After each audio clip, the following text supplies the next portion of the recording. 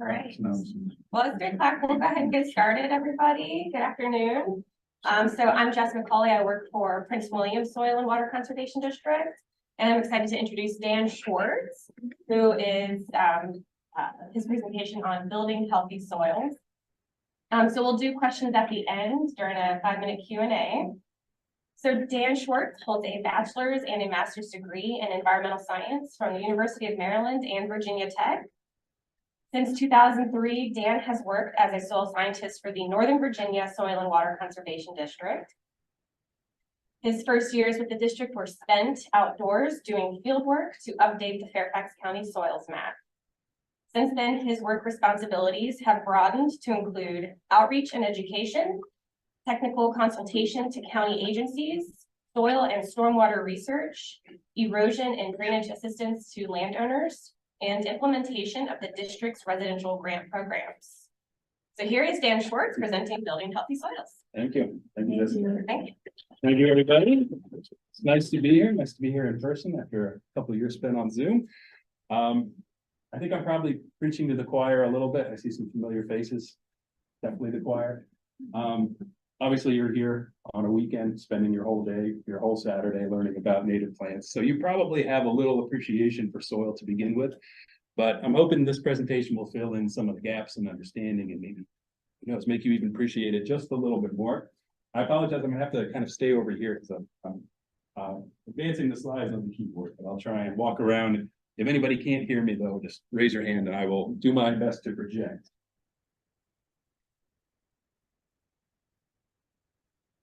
So, as plant people, it's fairly obvious what grows on the surface. When we're getting good plant growth, we can see it. But really, you need to have healthy functioning soil, which means a really good soil ecosystem in order to get that good plant growth. And a lot of times it's a little hard to understand exactly what's happening below ground. Visual people, we can see things and understand things that are, apparent to our eyes. And even though a lot of the stuff that's going on in soil is literally just a few centimeters below the soles of our feet, it's just out of sight. It's just hidden below the top layers of vegetation and the soil itself. So we can't see it with our naked eye. And that makes it seem a little bit mysterious at times, but it doesn't necessarily have to be. So that's kind of what I'm going to present today is you can really get into the weeds when you get into soil. There's a lot of specific stuff you can look at: pH, nitrogen, nutrient balances, types of organisms that living in there. But generally, when we're talking about native plants, you want to recreate a soil that is similar to what would have been outside of these doors before all this development came in here. So you're not trying to create the perfect soil necessarily. What you're trying to create is a functioning soil that acts like a natural soil. It's a natural soil. When you get it built up and really healthy, it kind of reinforces itself. You'll see there's a lot of talk in this presentation about cycles. A lot of the cycles that occur in soil are naturally reinforcing. If you can get it started, it will kind of take care of itself after that point, with less and less management needed, less and less input needed from you, the grower. So what happens above ground, all that good plant growth that we see, is really impossible without these guys underground. You think about basically half and sometimes more of the plant itself exists underground. We don't see the root system, but we know it's there. For a large tree, that root system is snaking out dozens and dozens and dozens of feet away from the trunk. And we really need to create the right environment for those roots in order to get the good plant growth that we can see above ground: the roots, the shoots, the flowers, and all the stuff that we are able to see. So we're going to talk a lot today about soil ecology, because it's really the ecology. It's these little guys, these little critters down below that we can't see when we're standing on the surface. And in many cases, we can't see even if we're looking in the soil, because most of this stuff is microscopic.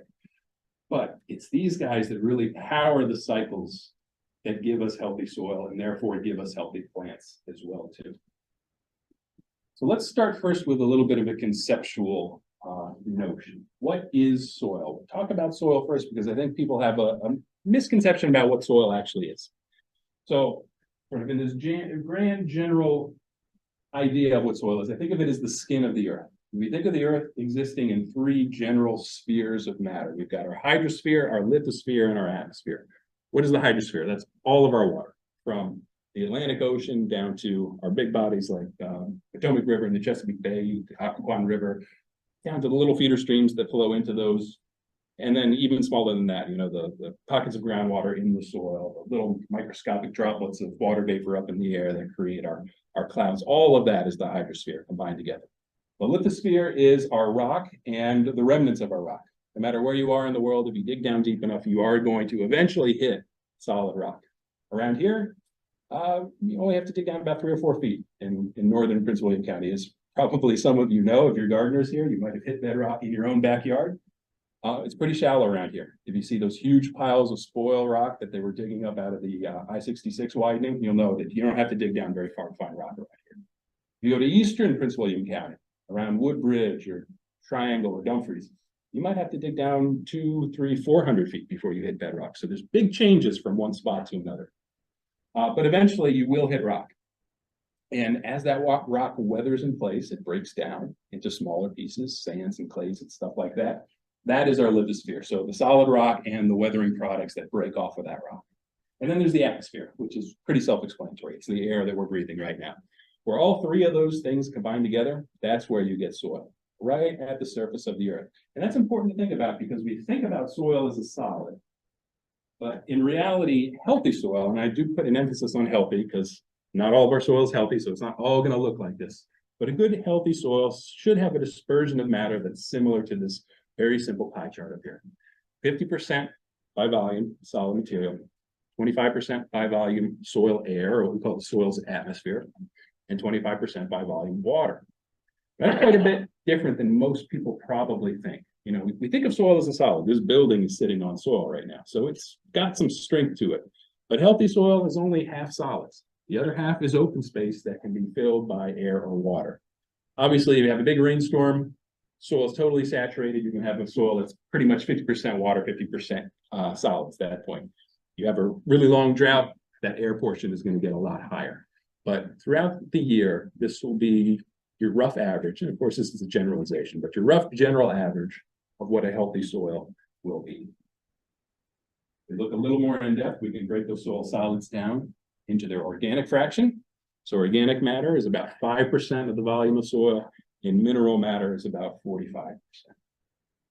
That is sort of your typical basic recipe for healthy topsoil right there. As you go down deeper in the soil, away from the surface, that organic constituency is going to get smaller and smaller. So even though soil solids may not make up as much of the soil as we might have thought, they still are important. So it's important to know what they are and what they do. So let's look at those 2 fractions, the mineral fraction and the organic fraction. Mineral fraction, when we're talking about soil minerals, we're talking basically about sand, silt, and clay, and also gravels, larger rocks. But generally speaking, a lot of times when we're doing a soil analysis, we actually sieve out those larger rocks and toss them, and we're just looking at the sand, silt, and clay. So really, most of the soil minerals are sand, silt, and clay. There's a lot of different types of sand, a lot of different types of silt, a lot of different types of clay. When we're talking about those kind of differences, we're talking about the chemical constituencies, like what's the magnesium and silicon and aluminum that makes up an individual atom of that sand, silt, or clay. We're not so concerned about that today. What we're looking is the general distinction between all sands, all silts, and all clays. And the general distinction is strictly one of size. So you can have the exact same chemical molecule. That it could be a sand, it could be a silt, it could be a clay, depending on its size. So the U.S. Department of Agriculture, and there are other groups that classify these things, but we usually use the USDA when we're talking about agriculture and plants. They classify sand as any mineral particle in the soil between 2 and 0.05 millimeters in diameter. Clay is any mineral particle between 0.05 and 0.002 millimeters, and then, silt. And then clay is any particle that is less than 0.002 millimeters. Those aren't necessarily numbers you have to remember by any means. They're kind of interesting if you want to use them in conversation, but it's not part of general knowledge that's really going to be helpful to you as planters, as growers, as horticulturalists. What's really important is that clay is a lot smaller than silt, which is a lot smaller than sand. What is 0.002 millimeters anyway? That's kind of an awkward division. That's 2 microns, so 2 millionths of a meter. So you need not just a microscope, but a really powerful microscope, like an electron microscope, in order to see an individual particle of clay. Silt is microscopic as well too. And sand kind of bridges the gap between microscopic and not. Larger particles of sand you can see with the naked eye. You've been to the beach, you can see those individual particles of sand under your toes or tracked back into your vacation house. But when you get down to the smaller particles, 0.05 millimeters, that's getting into the microscopic scale. Not very small microscopic, but you do need some magnification in order to see those small, very fine sands. I heard another presentation years ago, and I thought the analogy was really apt, but this Master Gardener was presenting about the relative sizes of sand, silt, and clay. Said if you were to drive to a Commanders game, the stadium would be like a particle of sand, your car would be like a particle of silt, and the parking ticket on your windshield would be like a particle of clay. So that gives you a rough idea of how different these things can be, even though they all seem fairly small to us. So sand, silt, and clay, the difference between them is particle size. And we get down to the organic fraction. Remember, this is only 5% of the volume of the soil, so there's not a huge volume of soil taken up by organics, but they're very important. They consist, we can divide that fraction down further into living material. So the things like beetles or earthworms, the roots of the plants themselves, but especially the microscopic stuff like little microarthropods, where here we've got fungi, and here we have bacteria. If you were to take a teaspoon of healthy soil, about a gram's worth of healthy topsoil, you would find there'd be anywhere from about 100 million to 1 billion bacteria living inside. The fungi is a little different. They're multicellular. They generally take the form of these really fine little microscopic root hairs. They look like little tiny white twine working their way through the soil. Sometimes they bind upon themselves and a couple will combine together and you can actually see it with your eye. But for the most part, most of them are microscopic. If you could take each of those little root hairs in a teaspoon of topsoil and lay them end to end, they span anywhere from a couple yards in a farmer's field to anywhere from about 1 to 40 miles in a pine forest. Generally speaking, forests are dominated by fungi, forest soils, whereas prairie and agricultural soils and garden soils, ones that get a little more disturbance, are dominated by bacteria. But even regardless of that, we're talking hundreds of millions to billions of these organisms in any soil, regardless of where it is. And then the arthropods, some of them are macroscopic. Certainly you've seen beetles crawling through your yard, I'm sure, but a lot of those arthropods are little tiny microscopic insects. And you can find anywhere from a couple hundred to maybe up to 1,000 per square foot of soil as well, too. And that's not, there's other stuff living in the soil. There's roundworms, nematodes. There are protists and other sort of larger single-celled organisms, which you can find tens of thousands of per teaspoon. But these are the ones we'll concentrate on a little bit more today, but by no means are they the only living organisms in the soil. And of course, there's the dead organic matter. This is the organic detritus that gets added to the soil. Leaves are the great example here because we're mostly in a deciduous forest area here.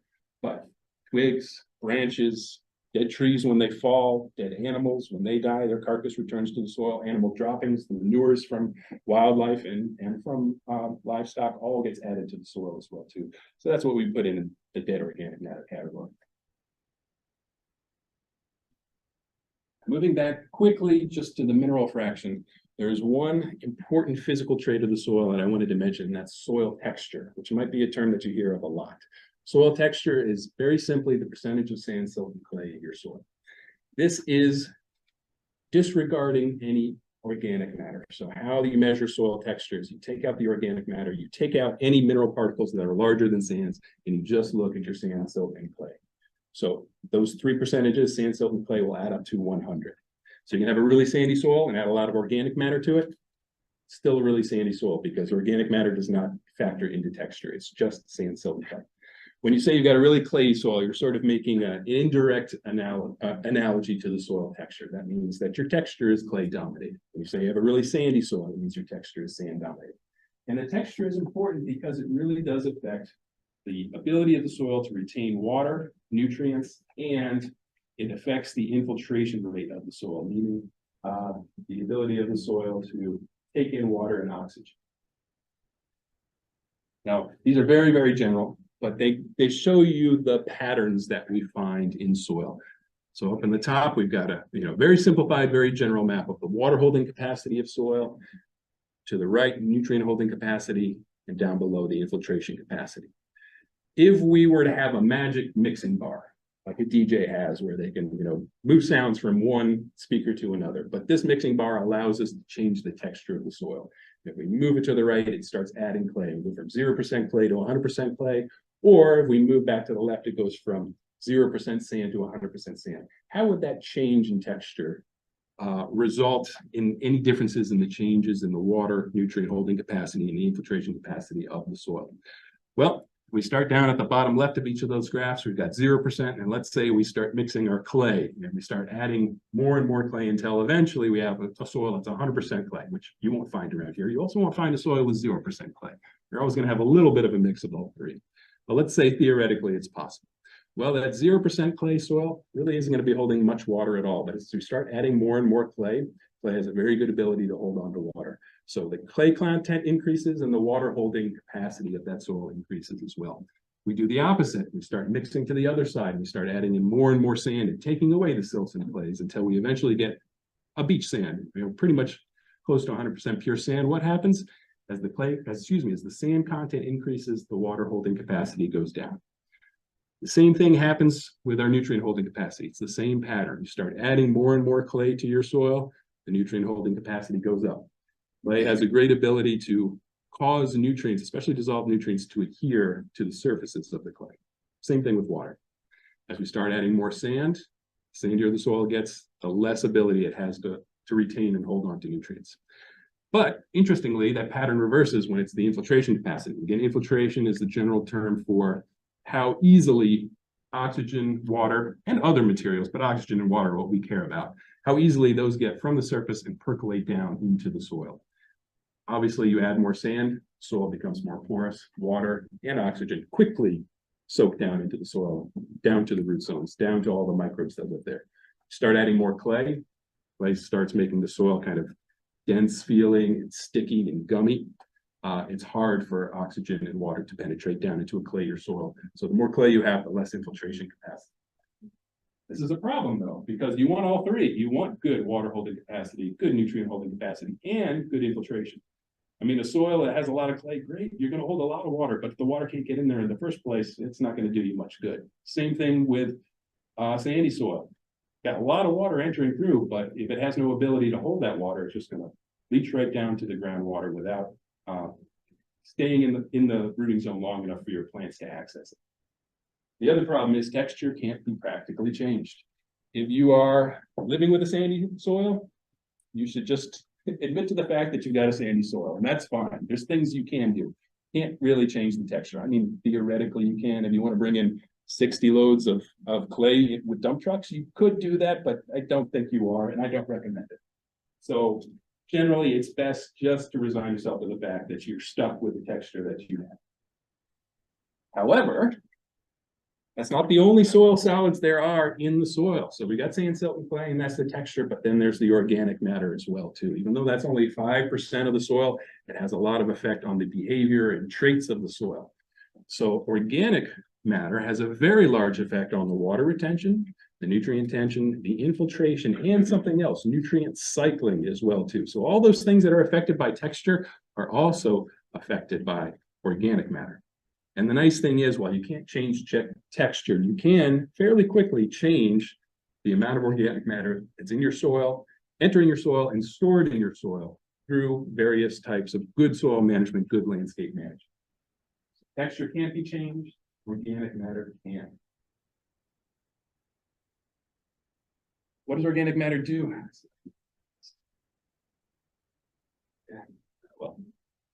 Well, what does organic matter do in the soil? It depends on the type. What is the role of dead organic matter? Dead organic matter is the base of the soil food web. So really, what I'm trying to hammer home in this presentation is that soil is an ecosystem and you want to take good care of it. The base of this ecosystem, the base of this food web that exists in the soil is organic matter, just as it is in our above ground ecosystem as well, too. Where does that organic matter come from? Generally from plants. So think of all those leaves that are falling off our deciduous trees during the fall. Think of all roots actually exude a lot of organic matter directly into the soil as well, too. Think of, on a more domestic scale, the grass blades that you're cutting off. Where do they go? You can either bag them up or you can leave them on the soil. And if you leave them on the soil, they become part of the soil's organic matter. Then again, think of the trees, the branches that fall down during a heavy windstorm, or the trees that crack during an ice storm. They land on the soil surface, they become part of the soil organic matter too, as does dead organisms and their manures. So that's all getting added to the soil, and that is the base of the food system, the food web for all of those critters, those billions and billions of mostly microscopic critters that live in the soil.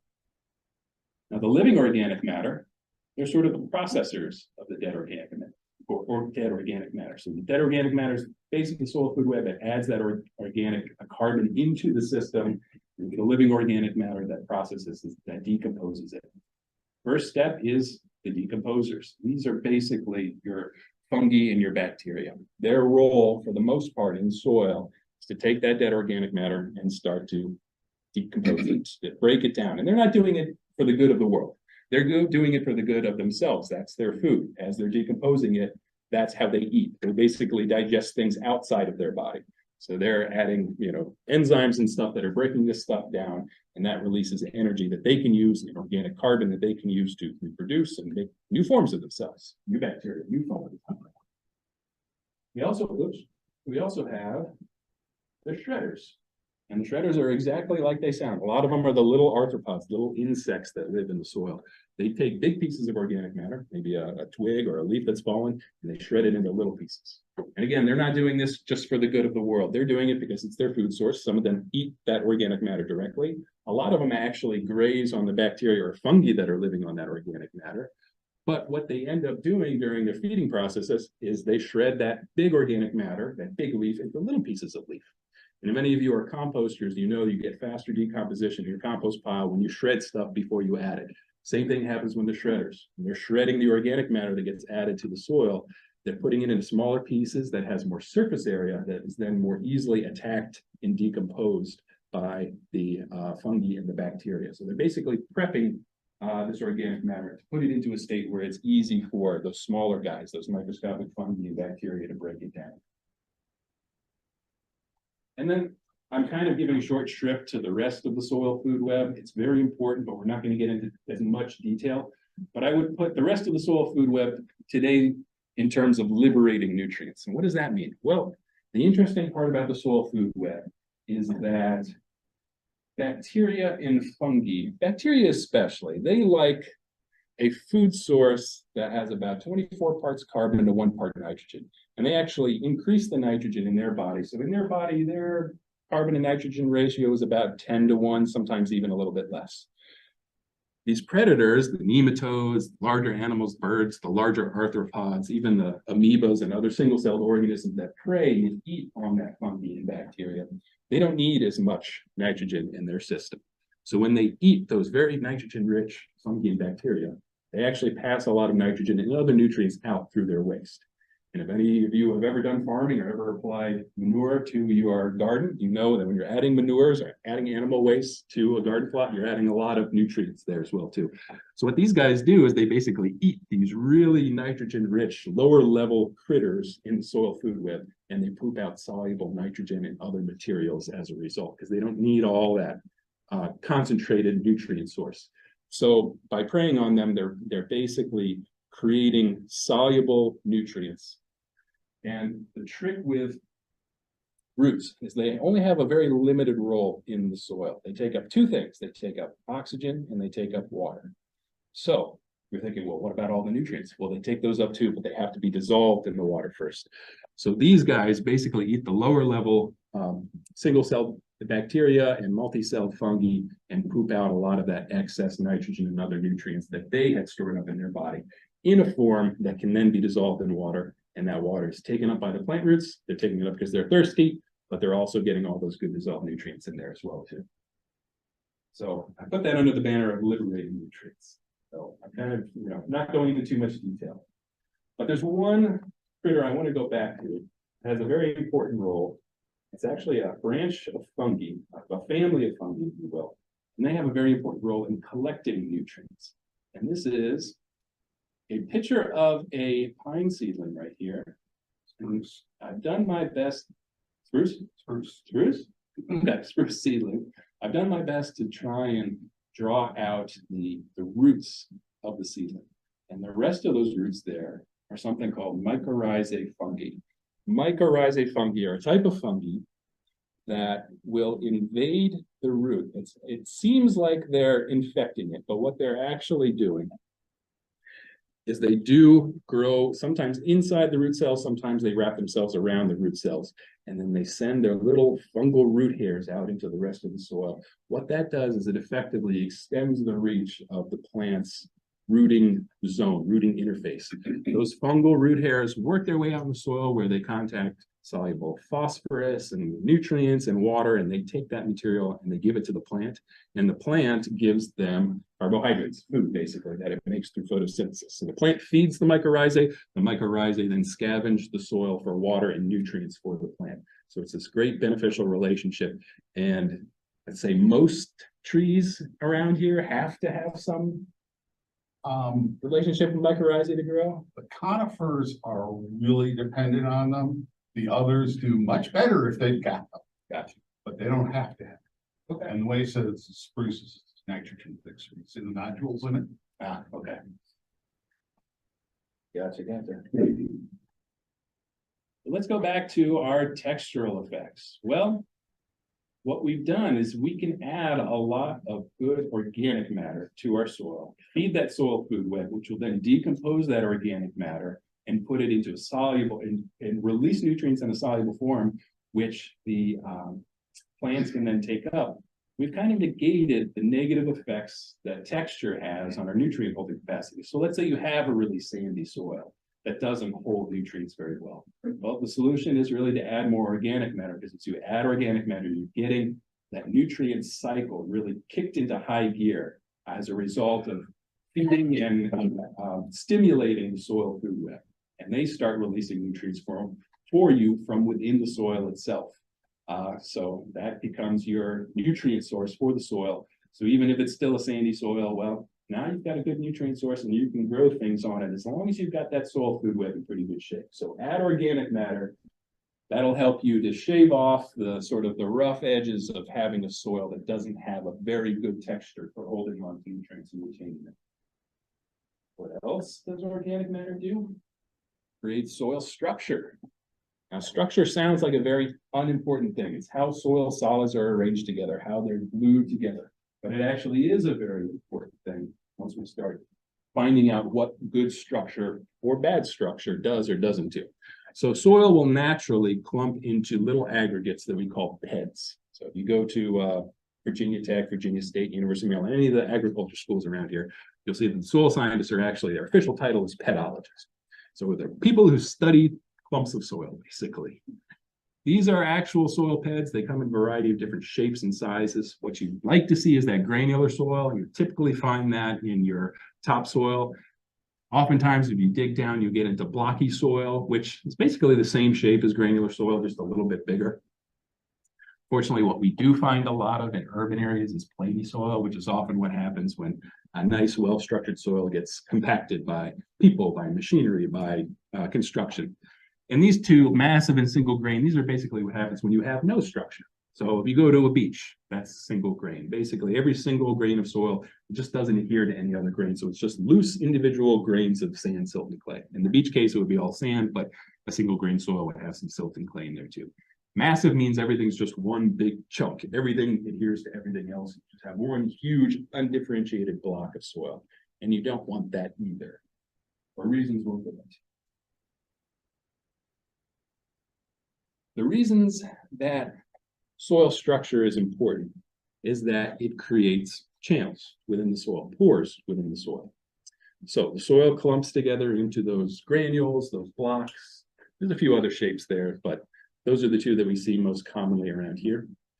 And between each PED and its neighboring PED, there's a macropore, meaning a fairly large pore that allows water or oxygen to pass through, often powered by the force of gravity. Gravity just pulls that stuff down. Within the PEDs, there are micropores, small pores that act sort of like capillaries or wicking. So, you know, if you take a dry paper towel and you dip it into a little bit of water, you see that water start to work its way up the paper towel. That's what those micropores do. They actually hold on to water for the long term. So as the water makes its way down through the macropores during a heavy rainstorm, it'll move pretty quickly, but some of it's going to get whipped up into those micropores, and those will hold on to it for a good long time. And actually within the micropores and some of the medium-sized pores, the water is more attracted to the surfaces of sand, silt, and clay. And that attraction is stronger than the pull of gravity. So they stay in the soil even, days after the storm is ended. This is really important because you can imagine this is going to have an effect on infiltration. You have a nice, well-structured soil, which means we've got nicely, tightly adhered heads, but big gaps between them and their neighboring beds. So nice big macropores between each bed and its neighbor on top and bottom. We have a rainstorm. That's going to be a very porous soil that will allow water to quickly percolate and infiltrate down into the soil and down into the rooting zone, get to the roots of the plants, be available to the roots of the plants and all those other critters that live in the soil.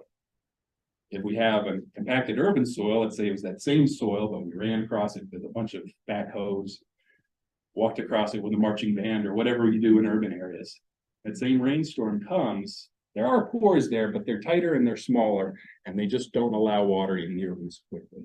So what happens is we get a lot more water pooling on the surface. If it's a flat soil, if it's a slope soil, it's going to become stormwater runoff, which is bad on its own, but for our purposes, it's bad because we want that water to get down into the soil. If the water can't get in the soil, it's not going to get to the roots at all.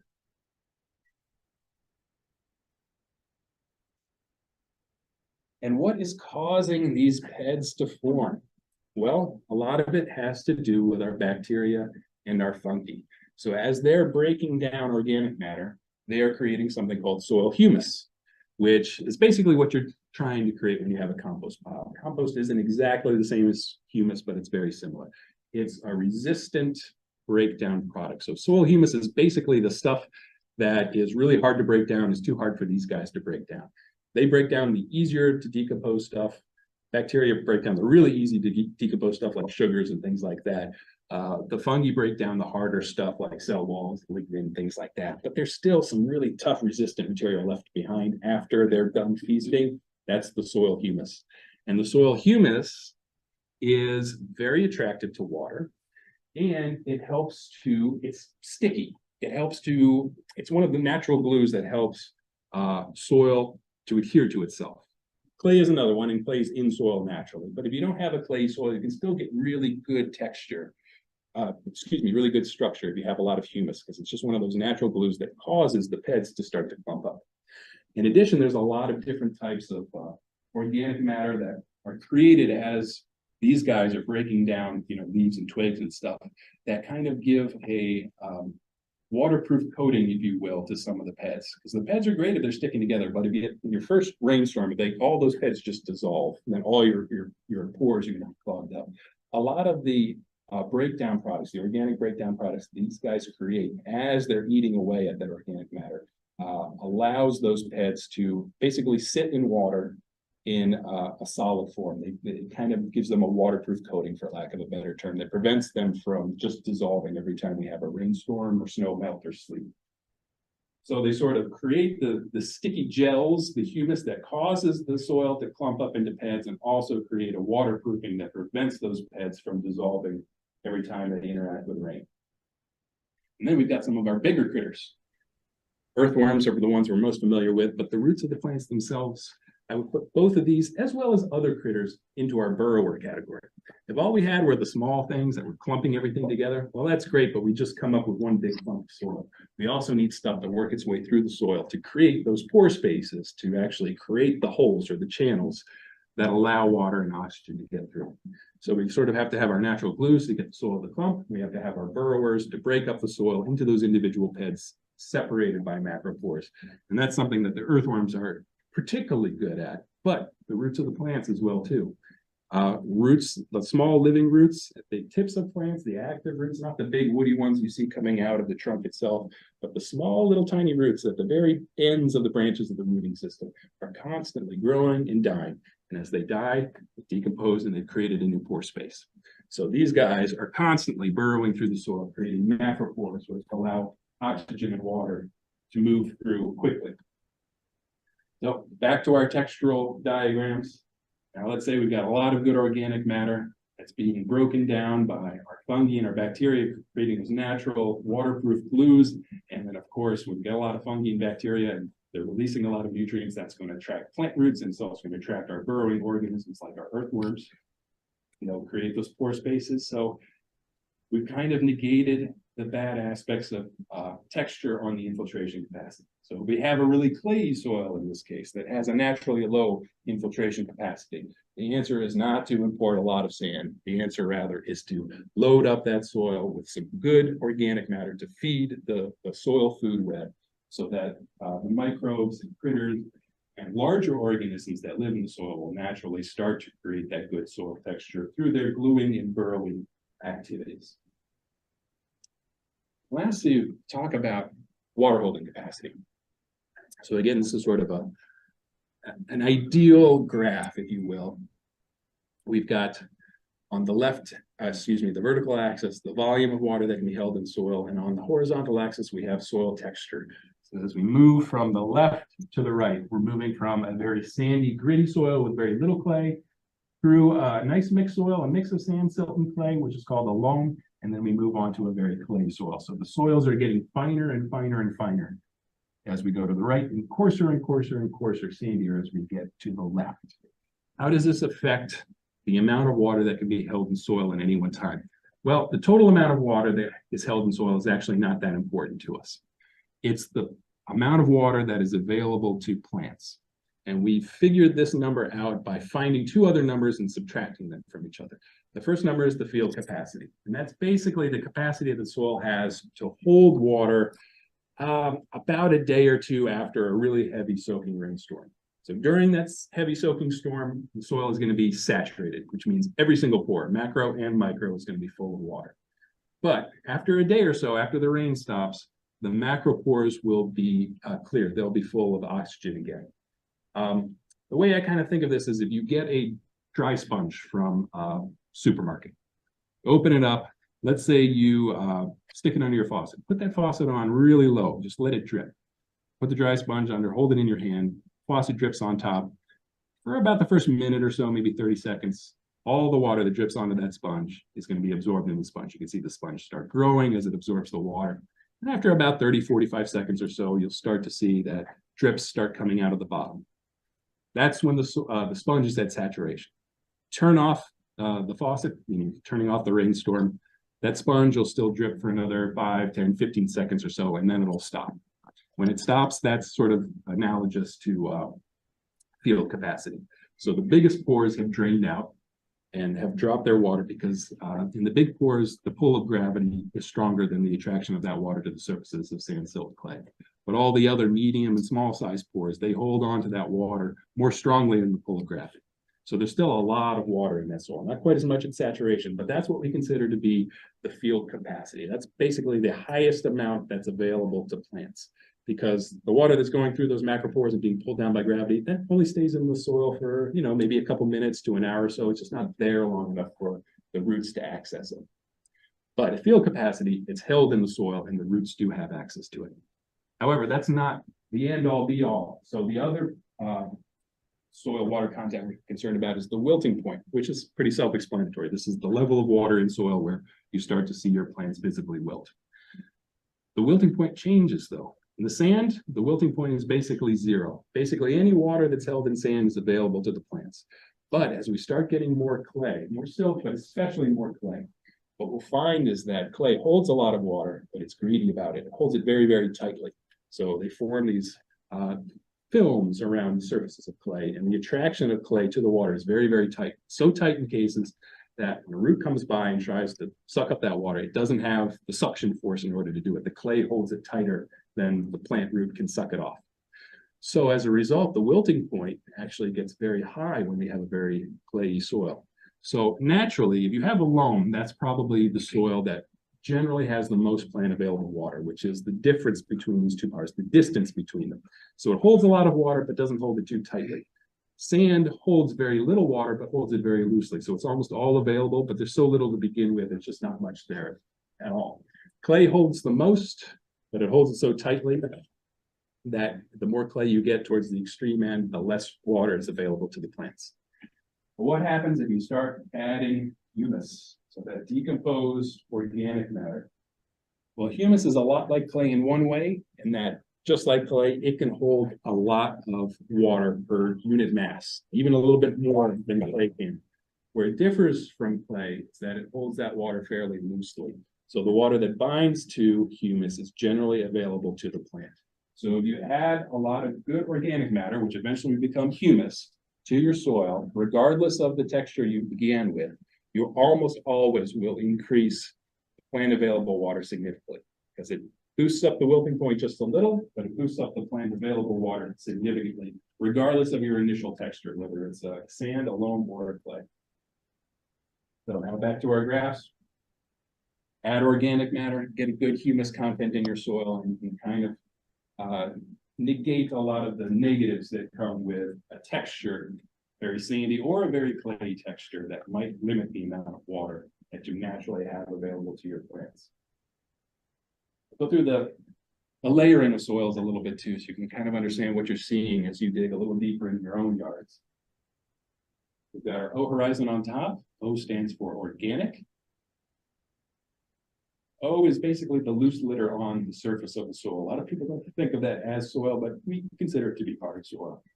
Where most people think of soil as starting is the A horizon. This is what we refer to as colloquially as topsoil. It's our first subsurface layer.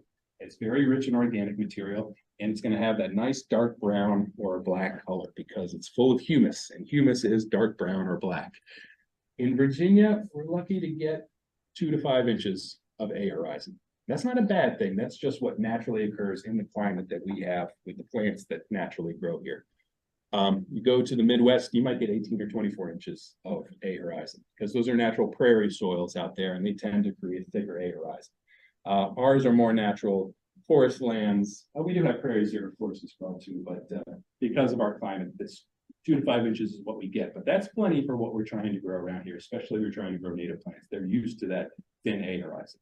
But the important thing is, even though it's only 2 or 5 inches thick, that's where most of the biological activity is happening, where most of the living roots are, most of your microbes are, where most of the nutrient cycling is occurring. It's within just the first couple inches of soil. And that's not to say that the rest of soil isn't important, but from a biological and plant health standpoint, this is probably the most important layer. The E horizon may or may not exist in your soil. I'd say you find them in less than half of the soils around here. E stands for exit. It's sort of the leached layer, the acid wash genes layer of the soil. There's a lot of organic matter breaking down in the A horizon. This creates a lot of organic acids. Those organic acids kind of strip the E horizon of a lot of the things that give soil color, clays and organics and iron oxides. They just sort of get acid washed out of the E horizon over decades and hundreds of years. What you're really looking at the E horizon is sort of the uncoated colors of sand, silt, and clay. Most sand, silt, and clay is gray. It's coatings of iron oxide and organic matter and other metal oxides that give soil its color. Speaking of color, we get into our B horizon. And I'd say again, for probably more than half of you in your soil, you'll probably go straight from A to B. But some people do have an E horizon. Sometimes if this is a really clear one, you're usually not this clear. If you have an E horizon, it's probably only going to be about 2 or 5 inches in thickness as well too. So it's pretty thin. The B horizon, on the other hand, you can get 18 or 24 inches of B horizon around here. We have a type of climate that creates a lot of clay. Clay actually starts forming up in the A horizon, but as that soil is aging and weathering in place, every time it rains, water passes through the macropores, picks up a few of those little clay particles and deposits them deeper down in the soil in the B horizon. So over time, the B horizon actually gets thicker and thicker and thicker as clay is driven down deeper and deeper. You go to a place like the Amazon, you can get clay layers 5, 6, 7 feet thick in some cases. That's also where we find the most color. Clay itself is not necessarily colorful. It's the iron oxide coating on clay, which is colorful. But generally, where you get a lot of clay, you also get a lot of iron oxide. Technically speaking, iron oxide is a type of clay because, for the most part, it's less than 2 microns in size. We get to the sea horizon, which is our transition layer between the highly weathered soil above it and the unweathered bedrock down below. It usually has less clay, it starts feeling drier, grittier, sandier, looser, just because you're losing that clay content. So it doesn't have the ability to hold water like the clay in the B horizon does. It doesn't have that dense feeling to it. And then finally, you get your solid bedrock, your R horizon. Now, if you live in eastern Prince William County, eastern Fairfax, basically if you live east of Interstate 95, you're in the coastal plain, and you might have to go down, again, 200, 300, 400 feet before you hit bedrock. In that case, your soil didn't form from bedrock. It formed from bands of sediment that were washed in thousands to millions of years ago by the Potomac River, or in some cases, the Atlantic Ocean, back when that was a floodplain. So soil doesn't all form from bedrock. Some of it forms from deposited sediments that were washed or blown in. And that is the case in eastern Prince William County. So what does a healthy soil plant system look like? If you're digging through your soil and looking at all these layers, what does a really good soil look like? Well, you're going to have an A horizon with lots of organic matter, and if possible, granular structure as well too, because you've got your microbes, they're breaking down organic matter, releasing nutrients. As they're breaking down organic matter, they're creating soil humus. That humus, again, is pretty resistant. Humus can stay in the soil for 50, 150, 200 years before it finally fully breaks down. So as they're creating humus, they're creating basically a long-term storage of organic matter in your soil, and you can see that in the A horizon. Nice granular structure like this. Some people call it crumb structure. It's loose, it's light, it allows in lots and lots of air and oxygen and water very quickly because it's got all those good macropores between those little particles, those little heads of soil. And as the water passes down into the soil, because of that good granular crumb structure, it dissolves the nutrients that are being released as the organic matter decomposes. Because again, basically what you're doing in the soil food web is you're adding raw organic matter, leaves and twigs, getting it decomposed by all the critters there or eaten by other organisms. And in this process, soluble nutrients are released out into the soil, dissolved in the water, and that gets put into the roots. The roots take it up. That helps power a new growth for your plants. And the cycle continues because healthy plants will add more organic matter back into the soil. Sort of boost the system, if you will. Help to keep that cycle going themselves, either through their leaf drops or through direct exudation of organic matter through the roots themselves. Now, the problem is we live in suburban urban areas around here, and that causes a lot of changes in soils. And from a soil health perspective and plant health perspective, almost all of those changes are bad. So one of the big ones we see is compaction. Soil gets compacted underneath construction machinery, it gets compacted underneath people just walking. When it gets compacted, a lot of those good pore spaces are squeezed out. And a compacted soil may be 75% solid, could be 80 or 90% solid in extreme cases. And this leaves less open channel space for soil air and soil water, which is bad for the plants, but it's also bad for the microbes that are powering that nutrient cycle.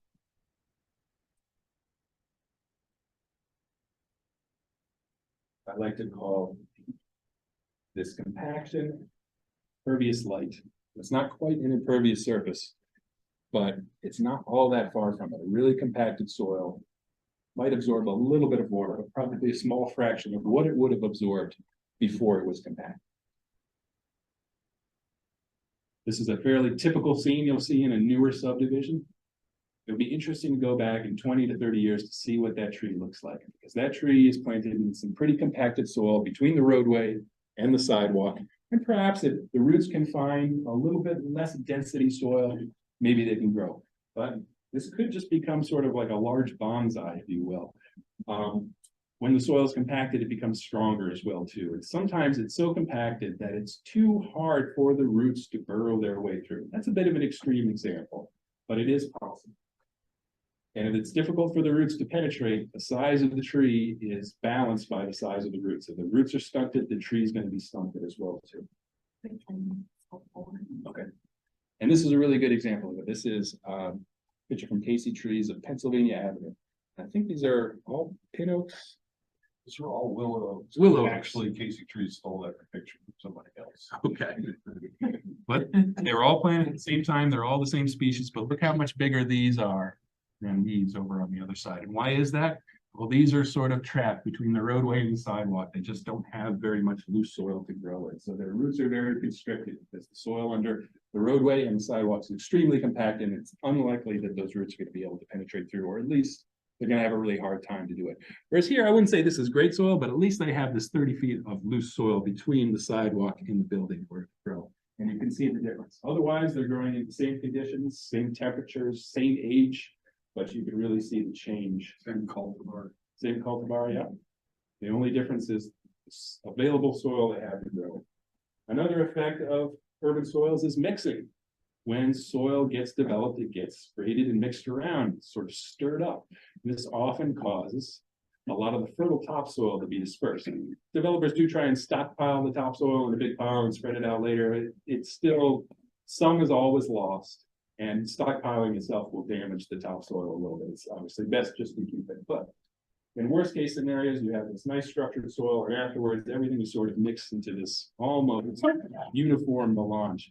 And the issue is, you know, you really need that concentration of organic matter, organic humus up at the top to power that soil nutrient cycle. And if it gets dispersed, if that 2 or 5 inches of topsoil gets mixed in the first 2 or 5 feet, that really degrades its ability to do that. So when you lose that topsoil, you also lose all those microbes and that healthy functioning soil food web that powers the nutrient cycle. So this kind of forces us to rethink of what soil is. Is it a mix? Is it the intersection of the hydrosphere, the lithosphere, and the atmosphere? Is it a mix of sand, silt, and clay? Yes, it is those things, but it is also a very rich and diverse ecosystem, very complex food web.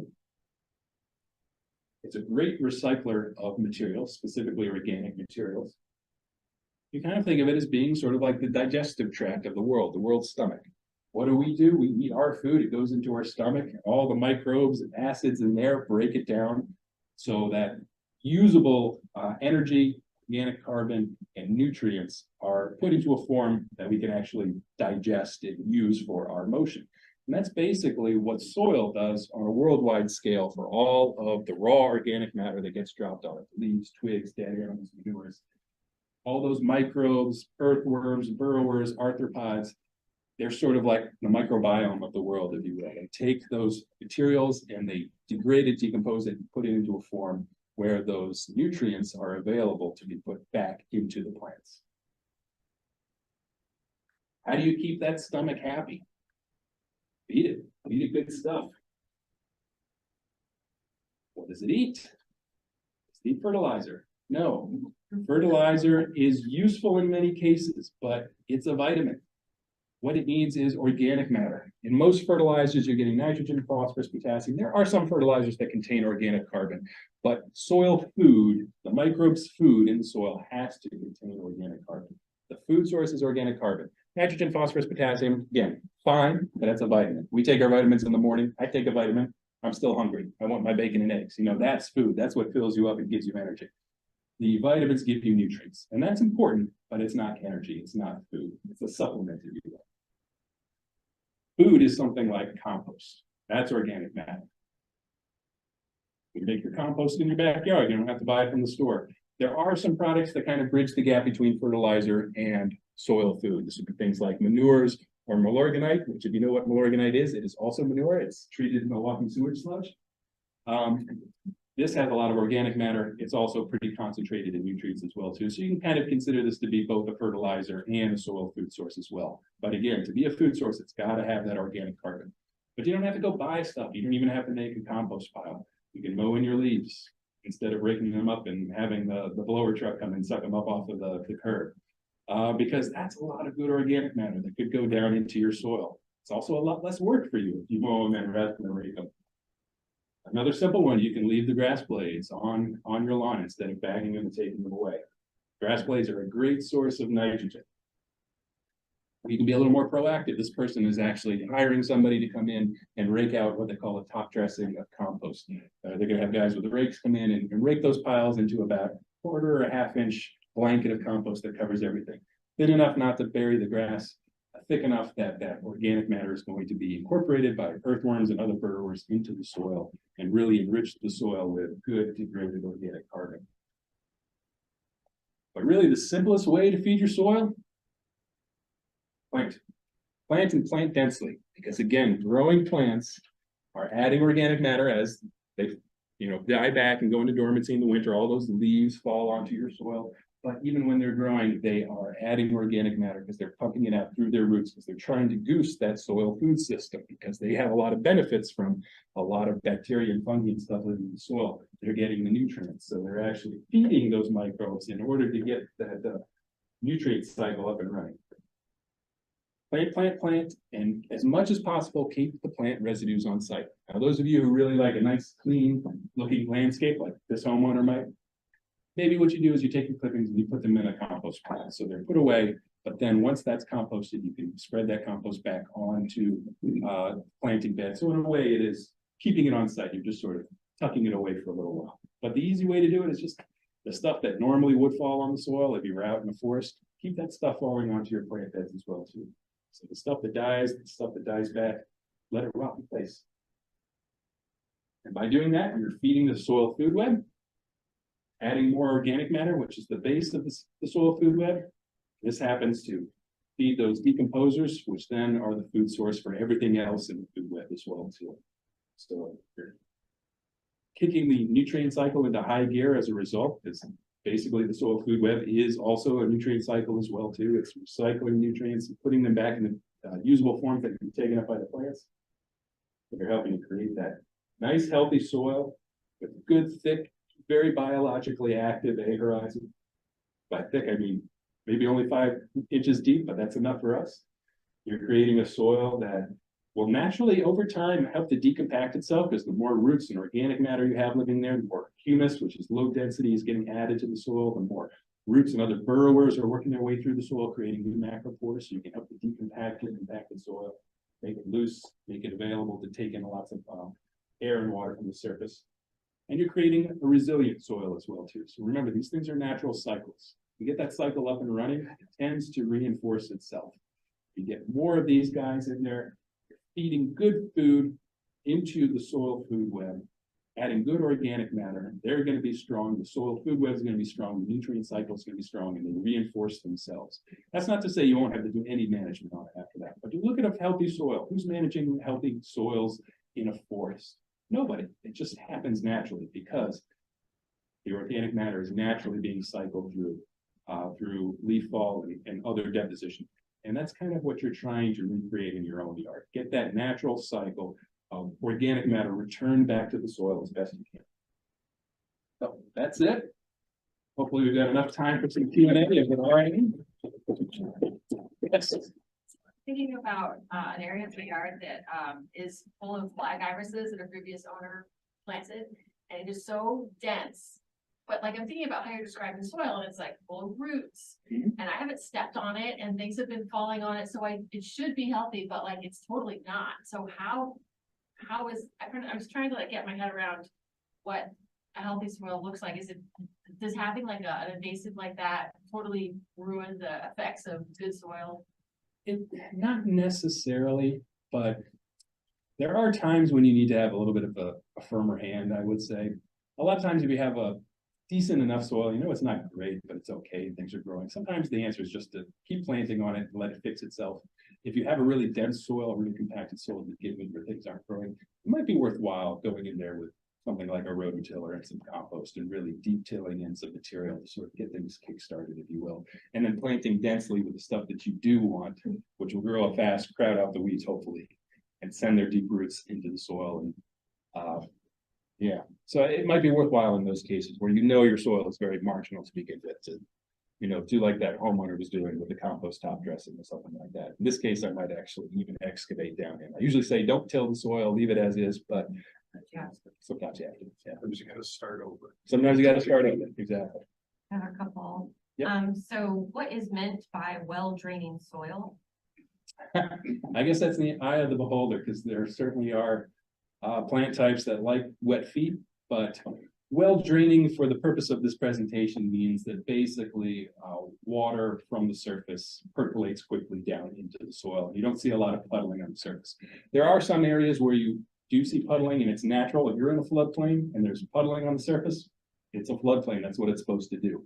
But generally, if you're not in one of those really wet areas, you should see most normal sized storms, not our huge gully washers, but normal sized storms should soak down into the soil fairly quickly. You shouldn't really see puddles standing, a day or two after a rainstorm. So that's what well drained is in this So, case. isn't there a test where you dig a hole and after 24 hours, you pour water in the hole and after 24 hours, if it's completely empty, then that's considered well draining? Yes, but that's a little more for deeper infiltration.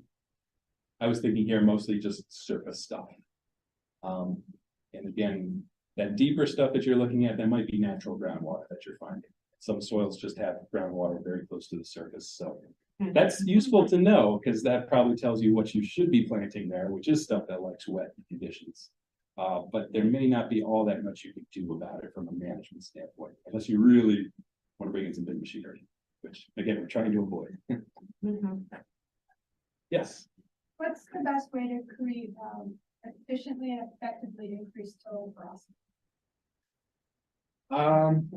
Well, organic matters is really kind of a broken wheel when it comes to that. But humus, if you can get humus forming in your soil, it's a very low density material. It's much less dense than sand, silt, or clay. And it has that, again, that ability to cause the soil to aggregate together. So that's probably the best way to do it. But really the best way to get humus growing in your soil is to have lots and lots of living roots in your soil.